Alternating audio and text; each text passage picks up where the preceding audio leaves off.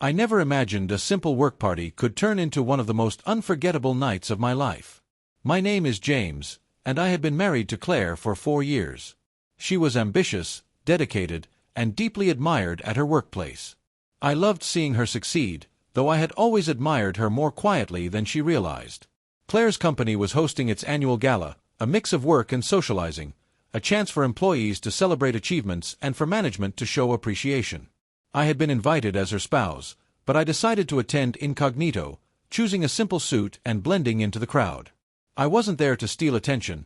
I just wanted to be close to her, see her shine, and enjoy an evening out. Everything started normally. Claire greeted me with a quick smile, slipping her hand into mine, and guided me through the room. The office was full of familiar faces, colleagues I had met before, acquaintances, and a few high-ranking executives I had never spoken to. Drinks were flowing, laughter bounced off the walls, and the atmosphere was lively. That's when it happened. Her boss, Mr. Reynolds, approached me. I had met him briefly before, but tonight, he didn't recognize me. He sized me up, a sharp glint in his eyes, and spoke in a tone both challenging and amused. "You're Claire's husband, right?" he asked, extending a hand. "Yes, I am," I replied, shaking his hand with a polite smile. He studied me for a moment, then leaned in slightly. I have to admit, I wasn't expecting someone ordinary. "Tell me, James, what exactly do you do?" His words caught me off guard. "I work in investment consulting," I said smoothly, keeping my tone modest, though his smirk suggested he wasn't impressed. He raised an eyebrow. "Investment consulting, huh? That's respectable, I suppose. But you seem so quiet. Don't you want to do something bigger? Something more public?" I smiled faintly. "I prefer to let my work speak for itself." He chuckled, clearly amused by my measured reply. "Interesting. You don't seem like the type who handles pressure well. Claire, she's driven, ambitious. Are you sure you can keep up with her lifestyle?" I felt a slight heat in my chest, not from anger, but from a desire to show him the truth. I considered revealing my real identity, my actual position in a successful investment firm, but instead, I decided to play along, letting him underestimate me. "Trust me," I said lightly, "I manage just fine."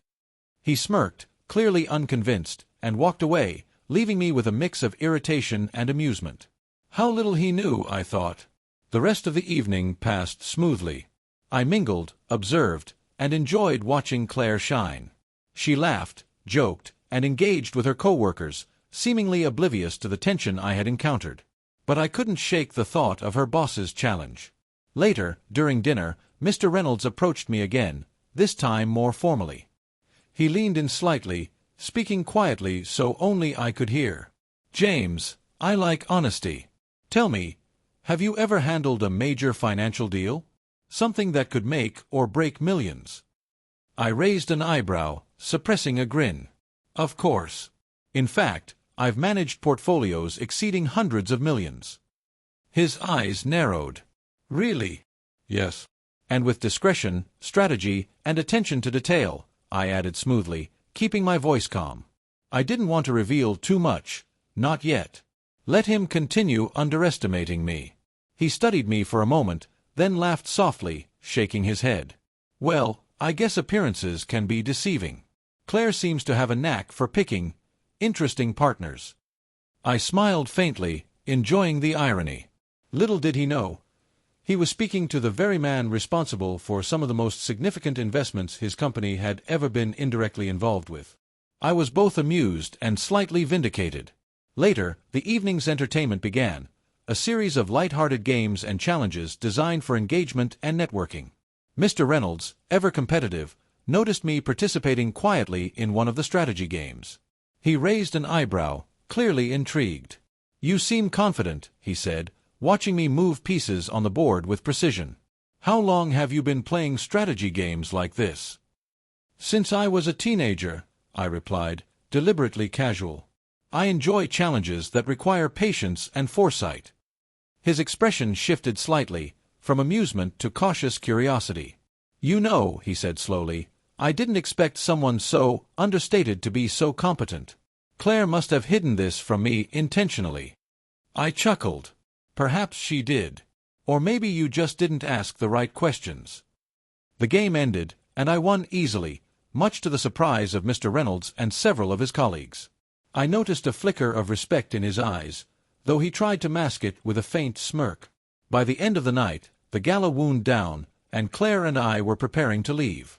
I had enjoyed the evening thoroughly, blending in, observing, and subtly proving that I was far more capable than anyone had assumed.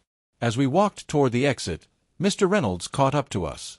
"James," he said, extending his hand once again, "I have to admit, I misjudged you.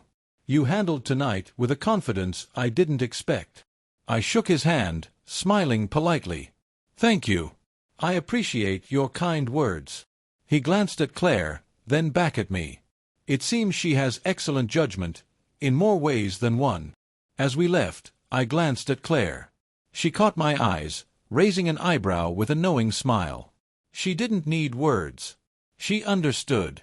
The night had been a delicate dance, a game of subtlety, patience, and perception.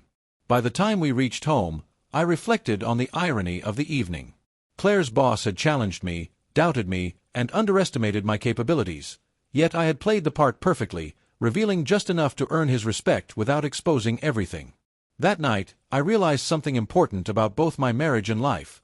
Appearances can be deceiving, and first impressions can often be misleading.